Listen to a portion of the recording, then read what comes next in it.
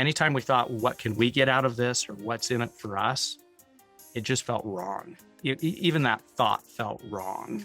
Mm-hmm. So people started reaching out saying, we'd like to set up a GoFundMe, and would say, please don't. So we shut those down, and we had that discussion with Bridger there. People are wanting to do something. People are wanting to do something for you. What can we tell people? Because there's so much good. That's my big takeaways. There's so much good. Yeah. People are seeing this story and they want to help. Yeah. And that's when we asked Bridger, we could have a GoFundMe and people could send you money. Or there's groups that use money to help other people that are hurt like you. Hi, everyone. Welcome to our first live guest podcast for Abundant Hope. We are so excited to be here with Robert Walker, who is joining us from Wyoming. Correct, Robert? That's correct. Cheyenne, Wyoming. Very, very cool. So we're on the other side of the country, talking to you about your awesome, magnificent, and very inspiring story. So let's go into more about who you are. Obviously, you're an attorney. You were talking to us about your job, and you are a proud dad of 5 children, correct? That's correct. 5 little ones. Wow. Which is outstanding, because Sarah and I are both moms, but 5 kids is a lot. And the way that you have raised your children, you can just tell even by Bridger's story, how magnificent your kids are, true heroes. So let's dive into your story a little bit. But before we do, talk to us about who you are, your journey. You're an attorney and a dad, but more about you as a person. I was born 1981, just turned 40, which is an adventure in and of itself. Woo! I had great parents growing up, and I really dedicate my family's success a lot to the way I was raised in a very traditional Christian household, and very prominent Christian values in everything we did. My wife was very much raised the same way, and we were fortunate enough to find each other. We've been married, don't put me on the spot, married 2005. So whatever the math is there. Yeah. Almost 20 years. That's incredible. Almost 20 years. And much of my success in life, I really give her all the credit for. She's been kind of the anchor for our home and for our family. I lived in Brazil for 2 years as a missionary, teaching about Christ, and learned Portuguese. So I'm fluent in Portuguese, know some Spanish. No way. Good for you. Yeah. And ever since growing up, people ask me, what do you want to do when you grow up? And I always said, I want to be an attorney. And because I understood that attorneys helped people, and that's just really the role I wanted to fulfill in life. That's amazing. So obviously you're very in line with how Sarah and I run Abundant Hope, because we really do talk about our values, our faith, and our kindness, trying to help others.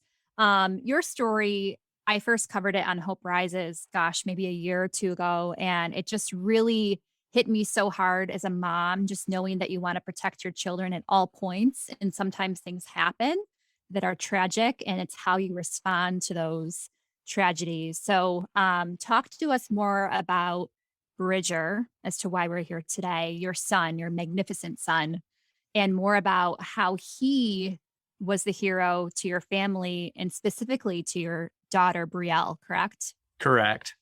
And sure, that was certainly a life-changing moment, one of those defining moments in life for all of our family. When Bridger was first born, he's always been just the sweetest kid. We have some videos on social media of him with his younger siblings when they were born, and he's always been gentle and loving. And he's the kid that's quiet and that just absorbs everything. He comes off almost as shy, or not reclusive as much, but just very shy in the way he approaches things, because he's absorbing everything. One of the first things I, as a father, of course, have told all my kids when they're born, it's literally the first thing I've told every new baby is, listen, I'll always be here for you. I love you, and I will always keep you safe. And I even did a whole post on Instagram about that one thought. So of course, Bridger's story really was hard for me as a father, seeing one of my children hurt. Yeah. And getting into the story itself, really where the story starts for me is showing up at the friend's house where the kids had been playing. And Bridger's on the front porch. He's got the neighbors are holding him. He has a rag on his cheek. And for anybody that's seen or been around a facial injury, they just bleed like crazy. So there's literally blood everywhere, and the neighbors are applying pressure. And I show up and I try to figure out what happens. The neighbors or the friends are pretty panicked, and they're saying, he was attacked by the dog. And that's when kind of my Boy Scout first aid kicks in, and we immediately start applying pressure. We have him sit down on the porch, and we wait for emergency services to arrive.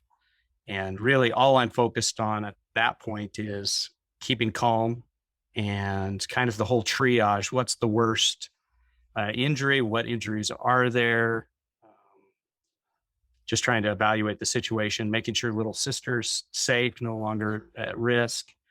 And if there's one thing I've learned in life, it's panic and fear and hate never improve a situation. I've never seen Yeah. a situation get better. So there we are. We're sitting waiting for emergency services. The firefighters show up, and later the firefighters told us we didn't think it was a big deal because as we were walking up, everybody was so calm. And that was one thing that was really interesting to my wife and I as we spoke later is we both just felt that sense of peace that things would be Mhm. okay. Um, we felt like there was heavenly intervention on our behalf, not just in helping us to stay calm and know what to do, but that the kids were protected, not just by Bridger's actions, but we think heaven had a plan for us. Yep. Um, so the firefighters walk up and ask Bridger to take the pressure off so they can see the extent of the injury.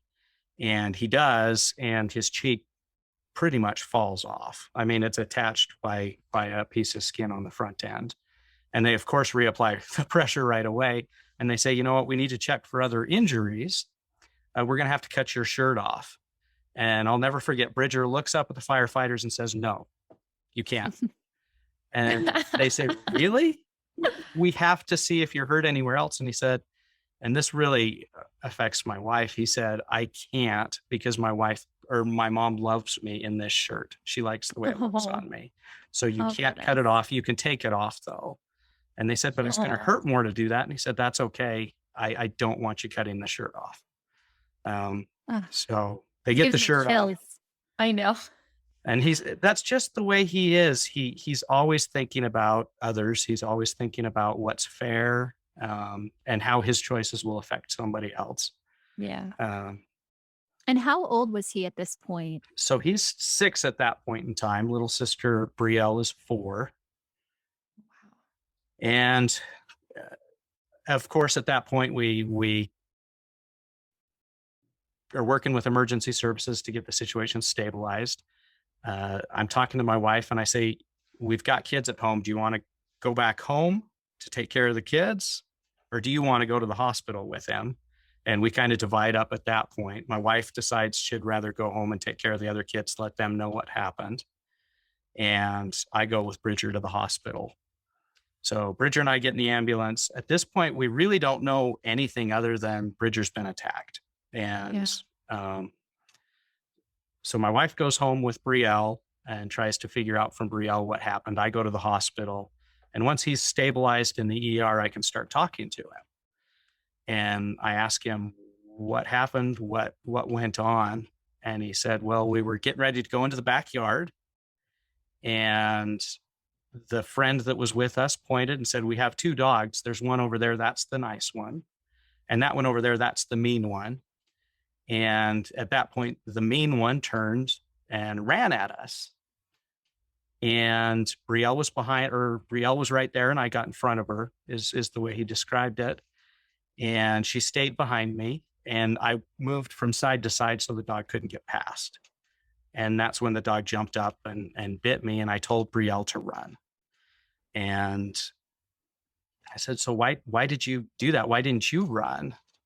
And as he was sitting there in the ER, all bandaged up, this little 6-year-old, I'll never forget when he said, Dad, if somebody had to die, I thought it should be me. Mm. And I don't think in the moment of the attack, he necessarily thought this dog could kill me because he'd never been bit by a dog before. He didn't realize how aggressive the dog could be. But I think it was a reflective comment where he's sitting there thinking, I'm in the ER, I'm hurt, and I'm glad it's me. And at that point, he literally didn't know whether he was going to survive. The injury was Yeah. catastrophic. We're in the ER. He's lost a lot of blood. And he's asking me, am I going to be okay? Am I going to die? So I think very much for him, it was reflective. If somebody's going to heaven today, I'm glad it's me and not her. Brings Wow. tears to my eyes, truly. I mean, Sarah, you probably feel the same way, just looking down at your innocent son, Yeah. thinking back on those memories, and those are the words out of his mouth. And I think too, it's such a reflection because you were saying, Robert, how it's devastating to you that you have been saying, I'm going to keep you safe. And you weren't there in that moment to keep your kids safe. But because you had said, this is how I'm going to lead my household, this is how I'm going to act as a man, I'm going to come forward and I'm going to protect those around me, my family, those who I love. That was actually immediately what he embodied as he protected his sister. So you actually speaking up and leading your household that way, even though you weren't there, it had so much more of an impact than you even recognize because and that is a sign of that's the parent that we all want to be, right? Not the parent that if I'm not there, they're screwed because I said I was going to take care of this. The parent that leads by example so that when they are alone, they're stepping up and they're like, I got this because my dad showed me what it looks like to be a protector and to love my family. And that's to sacrifice. And that is, yeah, it's like, I'm like, not It's an okay listening to that. amazing reflection. You have Sarah and I literally every time I hear this story, I'm like in a ball of tears Yeah. because we just think of our own children in that scenario and this little girl that he obviously loves so much. And you said he Yeah. swayed back and forth trying to protect her. I mean, that's just oh my heart, really, Yeah. truly. So from there, I mean, you guys have been sprung into international media. You've had celebrities behind you. You've had so many people reach out and say, Bridger is a hero. So I want to talk about that. But in the hospital, how long was he there? Talk about his recovery and how Brielle is also handled that mentally. Sure. We got Bridger rolled off to surgery around 10 o'clock that evening, July 9th. And he was in surgery for 2 hours. And one thing the mass media and attention that all of this has gotten, we always mention these things, but they intentionally leave it out for one reason or another. For us, it was a series of miracles, one after another. As we're in the ER trying to decide what to do, Cheyenne is a small community. We don't have big hospitals and we don't have the most talented doctors all the time in every area. Fortunately, that evening, there was Dr. Luby on call, and he shows up, and I tell him, listen, if there's a 5% chance of a better recovery, if we life flight him to Denver, let's do that. Because I want him to get the best care possible. And Dr. Luby said, you don't need to worry. I did my residency, I believe it was at Stanford, and focused almost exclusively on juvenile cleft palate type surgeries. And this is going to be Wow. very similar to that. Yeah. And I can give you as good a recovery as any hospital. So that was kind of miracle number one for us. Yeah. I think miracle number two is he's explaining there's 4 or 5 major nerves that run right through the cheek where he was injured. And he said, we'll get him stitched up, but I really don't know how those nerves are going to respond. And there's a good chance he'll have that perpetual droop on that side of the face. There's risk that weird things happen with nerves. They can cross and, he goes to smile and his eye might close. Things like that can happen. And there's really no way to tell what's going to happen until the swelling's gone. So Bridger's wheeled off to surgery. He literally only cries one time, well, twice in the ER. The first is when he gets the IV. The second was when the animal control officer comes in and says the dog's owners reported the incident. We have the dog, and the dog's owners have asked that the dog be put down. And it was almost a private conversation towards the front of this ER room. And Bridger overheard, and he started crying again. And he said, I don't want anything bad to happen to the dog. And of course, as a parent, you're seeing that something so vicious and angry harmed your child. You want the revenge and the justice. But he had that forgiveness in his heart as he's laying on the ER table. So he's wheeled off to surgery, and I'm taken to a separate room, just a waiting room. And of course, has to be the most helpless feeling for any parent. And I was able to keep things together really until that moment. But if you were a fly on the wall in that room, I'm confident all you would have seen was me kneeling by the side of the couch, praying in tears the whole 2 hours of his surgery, just pleading that my little boy be taken care of and be okay. Absolutely. 2 hours later, they come, they get me, they wheel me, or take me to where he had been wheeled to recovery.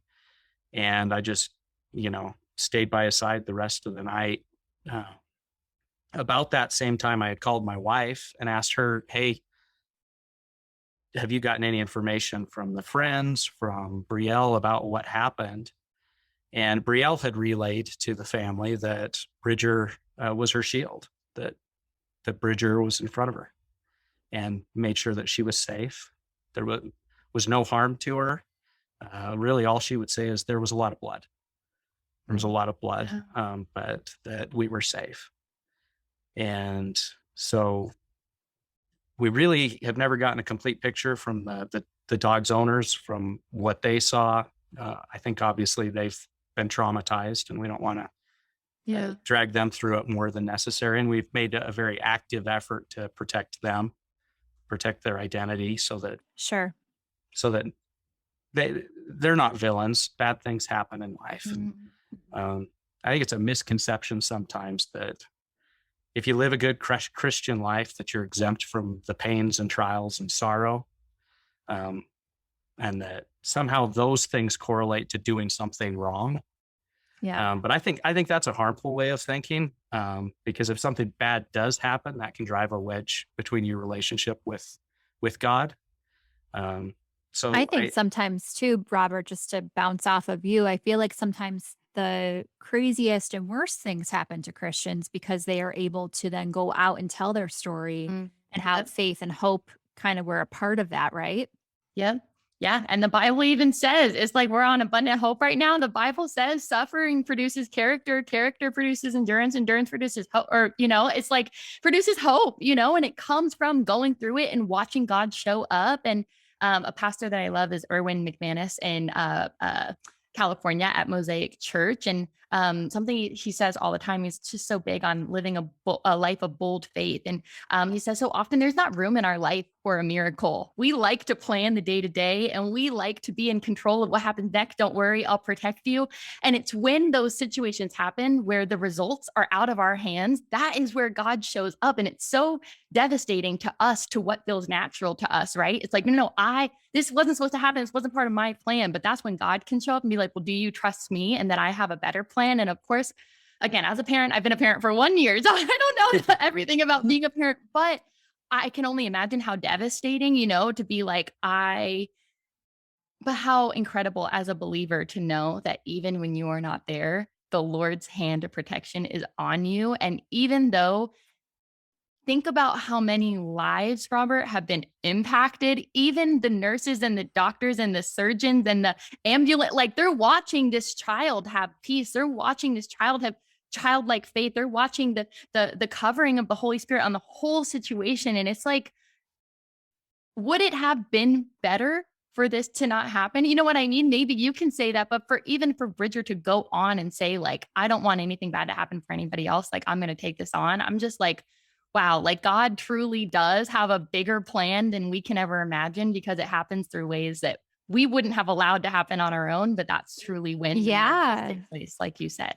And talk about that bigger plan, Robert, because you were pushed into the media right away because his story obviously came out that he was a hero for his little sister, and just his spirit about everything and how he was so positive in a very tragic situation. And that's what Hope Rises and Abundant Hope is all about. So Talk about the experiences you had once he was better and how you were pushed into the media and sort of like some of the celebrities that came on board to really support you guys.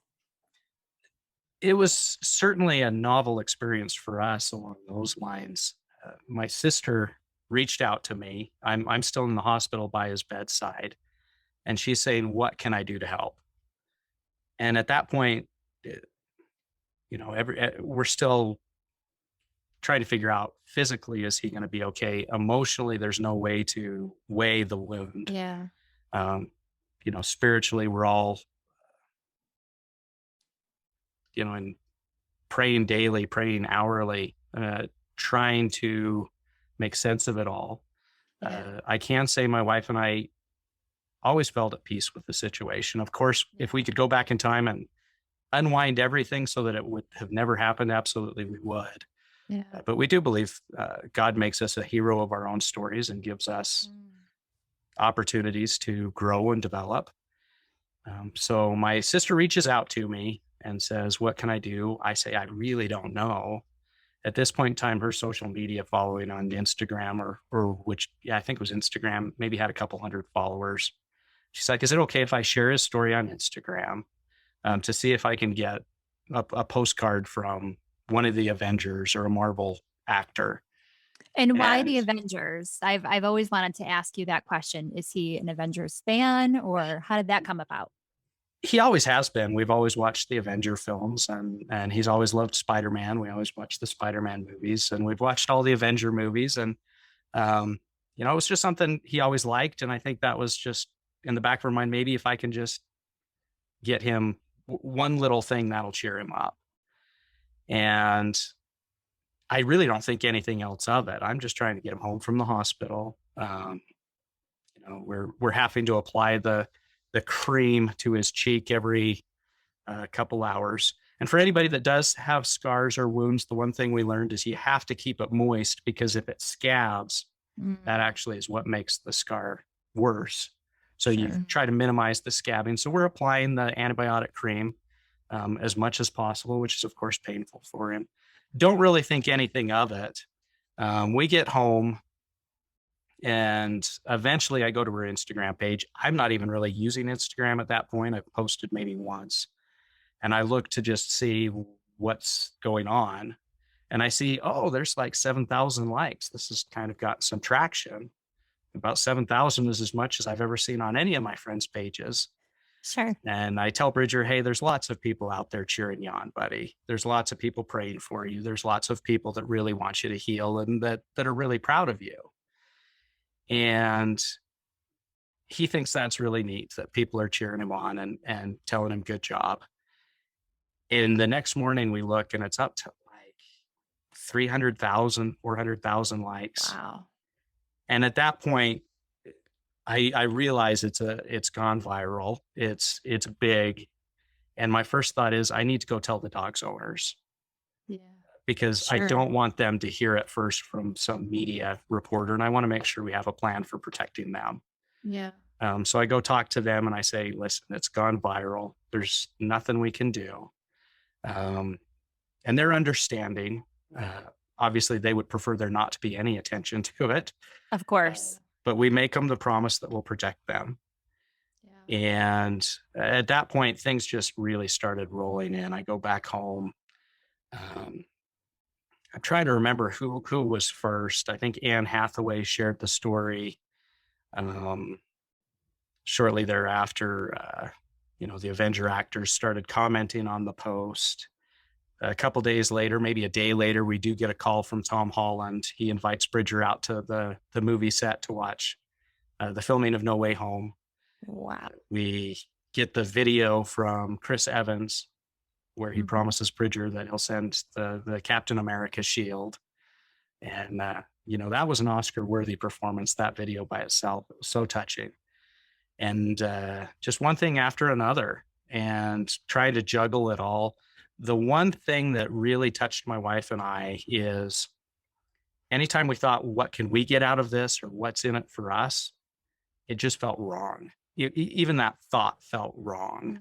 Mhm. So people started reaching out saying, "We'd like to set up a GoFundMe," and would say, "Please, please don't." Um, And we actually had to spend probably a week. I have my brother dedicated to this, shutting down all the GoFundMes, half of which I think were fake, people trying to scam. And the other half were legitimate people trying to do something kind for Bridger. So we shut those down, and we had that discussion with Bridger there. People are wanting to do something. People are wanting to do something for you. What can we tell people? Because there's so much good. That's my big takeaway is there's so much good. Yeah. People are seeing this story and they want to help. Yeah. And that's when we asked Bridger, we could have a GoFundMe and people could send you money. Or there's groups that use money to help other people that are hurt like you. And we went through a list of them. We went through Mission 22, helps veterans who are suffering mentally and emotionally. We mentioned Wounded Warrior for those physical injuries to soldiers and helping them. We mentioned Operation Underground Railroad, who saved kids from really horrible situations. And Bridger said, absolutely, let's help other people. Let's use this to help other people.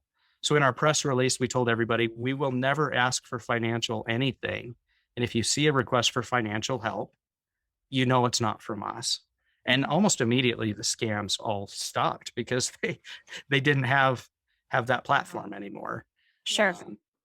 So we were really able to use this as an opportunity to help others. The thing that's most incredible for us, though, is people still were reaching out.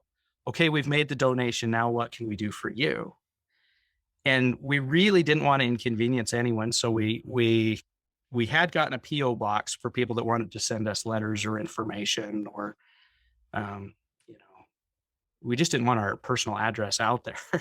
So we told people, Bridger's a big rock hound. He loves rocks. Anytime he's walking home from school, he picks up a rock.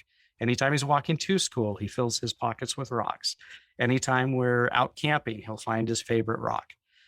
So he's just loved rocks. So he said, if you want to do something for him, take a picture of your favorite rock, email it to us, and we'll make him an album of rocks from around the world, from your supporters. And we thought then we're not inconveniencing anyone, but people can still do something. Yeah. And not kidding, 2 days later, the post office calls us and they say, we've got 4 rolling laundry bins full of packages. Wow. And what are people sending you? Boxes of rocks? There's a fair chance. And they said, I tell you what, you set the record for the most packages our post office has ever received in a day for one address. So we'll just start bringing you your packages. And we were getting a mail truck front to back, top to bottom every day for about 3 or 4 weeks. That is so insane to us, from like all over the world, or was it just from the US? It was from all over the world. He got packages from Australia, from all over Europe, from all over South America. And he actually got so many rocks. And these, it's hard to describe his collection. My wife would describe it as taking up all our closet space. I was going to say, do you still have all of those rocks? We've kept them and we're keeping them safe for him. It's hard to compare. You ask what our favorite or most touching thing we received was. It's impossible to make the comparison because he would get an envelope from a little 4-year-old that would say, handwritten in kindergarten scratch, I saw your story and you're my hero. Here's my favorite rock. Aww. And there would just be a little pebble in the bottom of the envelope. Oh, and that's the most treasured item for a 4-year-old that he wanted Bridger to have. It's kind of the widow's mite. Sure. And then you'd have some museum curator say, hey, this is a special piece we pulled for you. It's probably worth thousands of dollars. And it's this beautiful fluorite rock that, was certainly has more economic value. We got a package from a mother who said, my son recently passed away. He was a geologist. Here's his geology manual and some of his favorite rocks. And I can't think of anybody that deserves it more than Bridger. Sure. we had a grandpa say, my wife just passed away, and she kept these crystals on her bedside table her entire life ever since we were married, and I don't know what to do with them, but I think Bridger deserves them. Ah, Um, so touching. I don't know about Yeah. you, but I am like sitting here a ball of tears right now because I have chills. it Yeah. goes to show how many people were drawn to your son and how your son really was this tiny hero with such mighty forces. Yeah. You should yeah, be so we were in proud. tears for weeks opening Yeah. these things. Some things were even more, I would say more special, but some things really stood out. Somebody sent him a Purple Heart and said, I earned this protecting my friends in battle. I think you deserve it now. And we don't know who sent it. There was no return address. There's no way to say, no, no, no, this is too much. Sure. Um, so we have that shared, stored away in a safe place. A Christian fellow reached out and said, and right after World War II, I earned this medal, and I can't remember the name of the medal. It's really special though. There was a flamethrower demonstration, and the flamethrower acted up, and I had to throw myself in front of it to protect the crowd. And I was burned head to toe. And the person that wrote the letter was actually his caregiver. And she said he had just told me that week that he had kind of lost hope in humanity, had lost faith in the direction the world was going. And that in hearing Bridger's story, she saw him cry for the very first time and said his faith was restored, and sent Bridger Yeah. his medal of courage. Wow. And these are moments that we just cherish because those things we'll never forget. And then, of course, we did get the Captain America shield. We did get to go meet Spider-Man. So all of these things happened to us. But the thing that's amazing to us is we didn't really ask for any of it. Mhm. Um, It just came naturally. It came through naturally. and that's the I takeaway. It's did. humanity's good. People are Yes, it good. is. Yeah. Mhm. Absolutely. I did see that, and Sarah, I know you did too, that video of, Bridger with Spider-Man. So that was a Yeah. recent trip that he was able to sort of, like, be with Spider-Man and be on set and actually do a trick with him, correct? Correct. It was, I believe it was in March of 2021. We actually went out there, but because of the movie release and not wanting to give out any spoilers and anything, we had to wait quite a while before we could share any of that. How But was that for him? I mean, that's so cool to be, like, with Tom, Yeah. right? some of the comments in our post is it looks like he's so stoic, but he was absorbing everything the whole time, and he hasn't stopped talking about it. It was so cool. Wow. Zendaya and Tom Holland couldn't have been kinder. The thing that really stood out to me that Zendaya did was she immediately went to my now 13-year-old daughter and said, your nails are so beautiful. Who did your nails? Those. And for a 13-year-old girl that's self-conscious, that's trying to find her own image and self-worth, having somebody like Zendaya, who is the Epitome of actress right now. cool. Yeah, Yeah. she's the epitome of just awesome. Yeah. But for her to notice that little thing and give her that little moment was really special for me, almost as much as anything. Not to downplay on Tom and Harry Holland and how amazing they were. Just everybody there was really kind. And another thing that really stood out to me, my son Johnny just turned 11 yesterday, and when they're doing the stunt, he's whispering to me, Dad, if I can do it, I would really love to be able to do that too. And they just didn't have time. They did it for Bridger, and then they had to start filming again.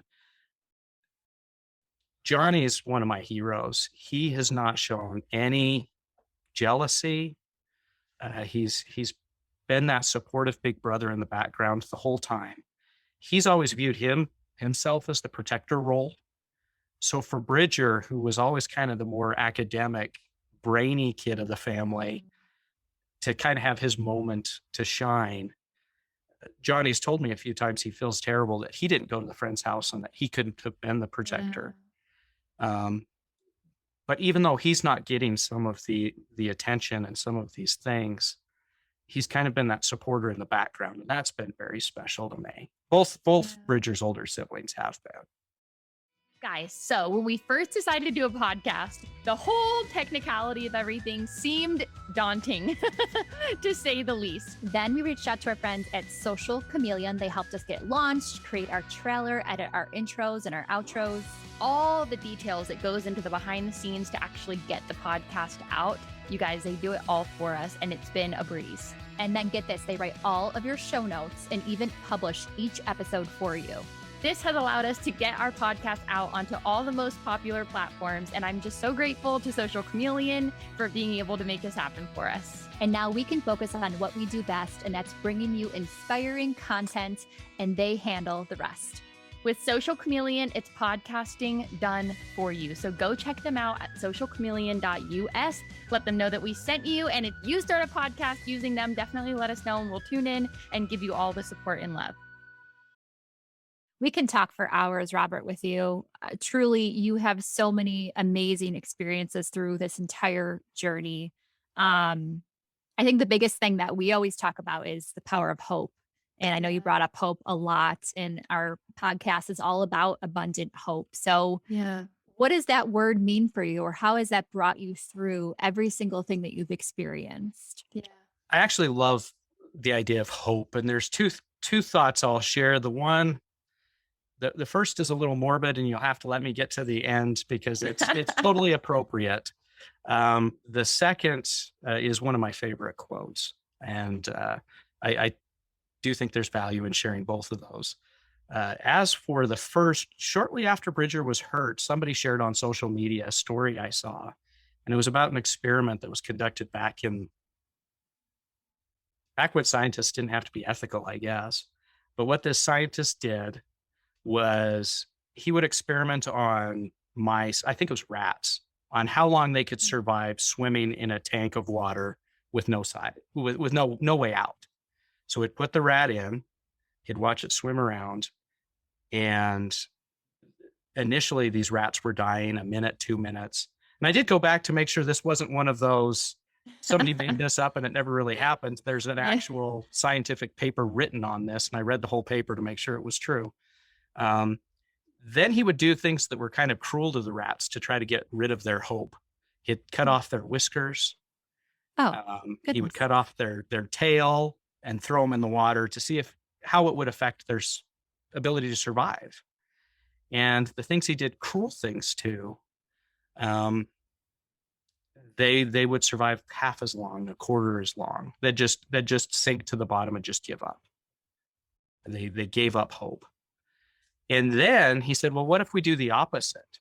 And he would put the rats in the water, and then he would wait until the point where they were at despair, about to give up, about to die. And he'd reach in, pull them out. And he'd do that a couple times with them.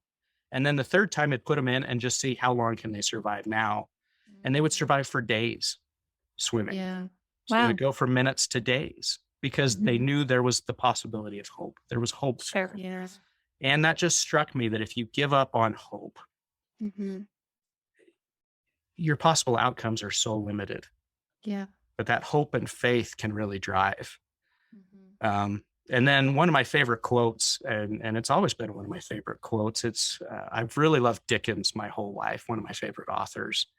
And in the book, Great Expectations, one of the characters, after living some pretty tragic events, says, "Heaven knows we never need be ashamed of our tears, for they are rain upon the blinding dust of earth, overlaying our hard hearts.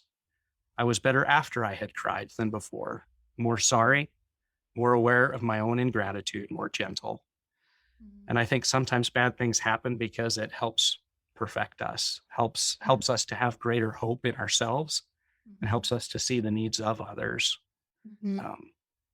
So now when my family sees these tragic events around the world and sad stories in the news, it certainly hits home harder Yeah. because we're more aware. Yeah.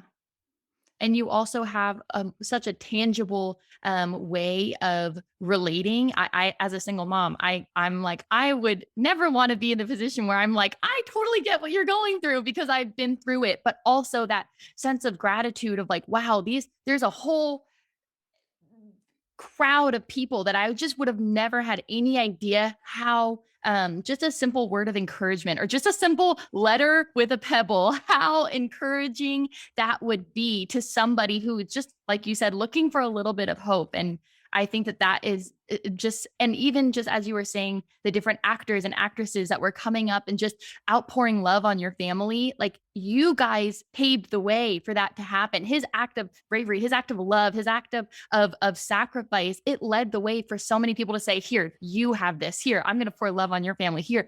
And it gets the ball rolling, you know? And I know, Kate, that's why you created this platform, because it's like, once you see somebody else do it, it's like, wait, I can do that too. And it's just, even though we have to go through some really tough times to be able to kind of get the ball rolling, it really does open the door for other people to say, oh, this is how you move forward in a circumstance like this. And I'm just so grateful to you as a parent for raising your children this way and to speaking out on your story and not giving up on hope, because there are so many parents out there that are like, I just want my kids to grow up to be great kids and to love and protect others. And you've gone and you've shown the way, and you've shown how it's possible to come out of a really difficult circumstance with just incredible hope, you know, like we're talking about. So thank you for being willing to share and for being willing to just raise your kids this way and to just share this hope with everybody else and share your story and your time with us. Oh, you're Yeah, welcome. and Thank you for having me on the podcast. It's Robert, we're so excited. You are our first live guest. Sarah and I actually filmed a podcast prior to this. So we just launched this, but that you are first. And what a way to come out. I'm so inspired. Yeah. I hope that everyone listening, it also feels very inspired by your story. When we started Abundant Hope, I reached out to Sarah and I said, I have a couple people on my mind, and you were one of the first that I had on my mind. So please extend our praise and our love to your amazing son and all of your kids who really are heroes. I'm so glad you were able to talk more about the siblings as well and how they've been involved in this journey. So thank you so much. Oh, you're welcome. It's truly our pleasure. And we have nothing but gratitude coming out of all of this to everybody that we sent out as many thank yous as we could to all the addresses we could find. And just if there's anybody out there that we haven't formally thanked, we really do extend our gratitude. We felt the prayers genuinely and truly. We felt the healing and the prayers. And Bridger's recovery, people ask how he's doing. He's 110%, and his recovery is miraculous. He's so good. So great to hear. Thank you so much, Robert. Yes. Thank you. Yes. Bye. Thank you so much for listening and allowing us to inspire you today. We want to get to know you and learn why you need abundant hope in your life. Follow us and engage with us on social media. You guys, we would love to connect with you. And you can start by finding us on Instagram, Facebook, TikTok by searching Abundantly More, and also Hope Rises Network. We will add all of our social links to the show notes below, and we would love to hear from you. So please come give us a follow, say hey, let us know you heard the podcast, let us know what you want to hear. We would absolutely love to hear from you and connect with you.